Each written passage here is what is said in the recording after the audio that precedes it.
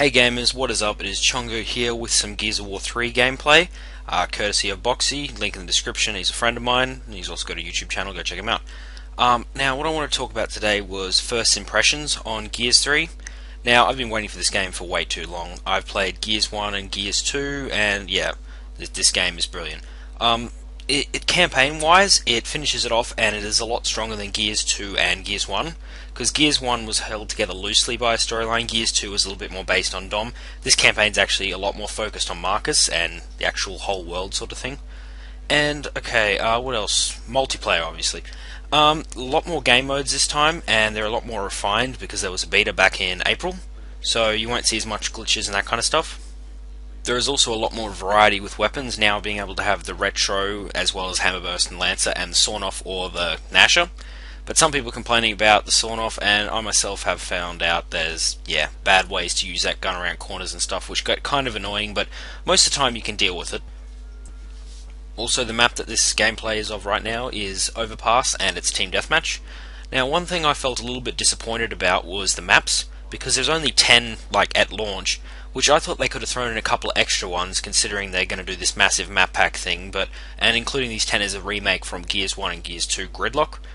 Something new that's come to Gears 3 now is weapon skins, because in Gears 2 they had the golden Lancer and Hammerburst, but this time you can actually have multiple different skins. I think there's about 21 weapon packs available to buy on Xbox Live Marketplace, as well as I think there's about 10 or something that you're able to unlock just by leveling up and doing medals or ribbons and that kind of stuff.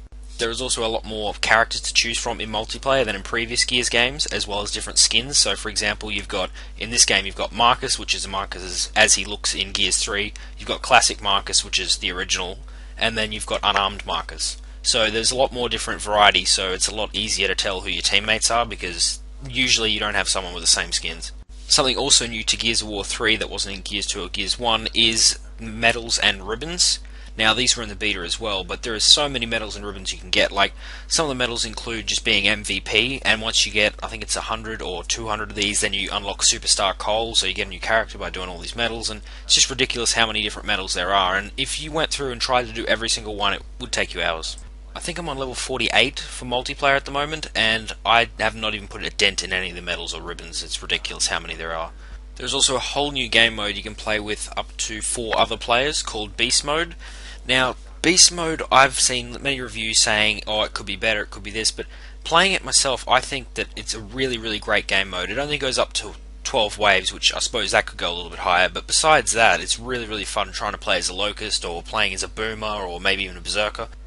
Now, the way Beast Mode works is, when you first start off, you can only choose from, I think it's about 5 or 6 characters, and these are really basic characters like Ticker, Wild Ticker, Wretch, that kind of stuff. And then you get money from destroying barriers, as well as killing people and destroying turrets, sentries, and silverbacks, and anything like that. And this then will allow you to rank your level up to unlock the next tier of Locust that you can play as. And this way is really good because you still have enough money by the time you actually get to the higher tiers. And for example, like Berserker and that kind of stuff, as well as Armored Cantus, are on the very last tier, so that you have to work a lot harder to get to that point, which is actually really fun. But I most of the time just end up playing as a Ticker, because these seem to blow up fortifications very well as obviously kill people. And this eventually gives me enough money to build up and buy better things such as like a Corpser. And since I've got enough money for respawns wise, I don't have to worry about dying. And now the last game mode that is extremely fun to play is Horde, which was in Gears 2, but instead of just grabbing boom shields this time, you actually can build up your own fortifications. So this way it's a lot better, instead of having to every single round grab a boom shield so it doesn't disappear. And you also set up a command post out of 5 spots. And this works well because as a team you can decide which command post you want. So for example, on this map, Overpass, if you wanted a higher ground level, you could go up to the top and build your command post there. And each command post area comes with, there's a certain place where you can put fortifications, as well as turrets and sentries, and also build a silverback.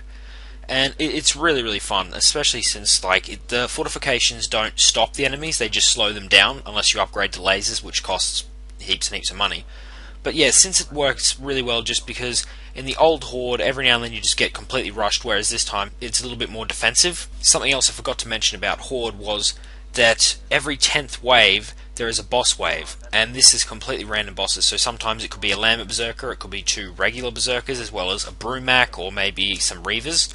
which is really good because it stops you from playing the one strategy. Like, berserkers can run through your fortifications, so it can completely mess you up and you need to get on a turret or a silverback to try and destroy it. This adds more variety to a horde instead of just your basic sit in the one spot, nothing actually ever happens.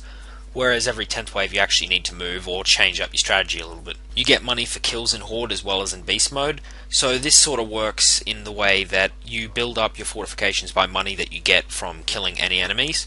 Sometimes in Horde there are also random challenges, and this could be get 6 chainsaw kills or retro charge kills, and by doing this you get more money at the end of the wave as well as a random weapon drop.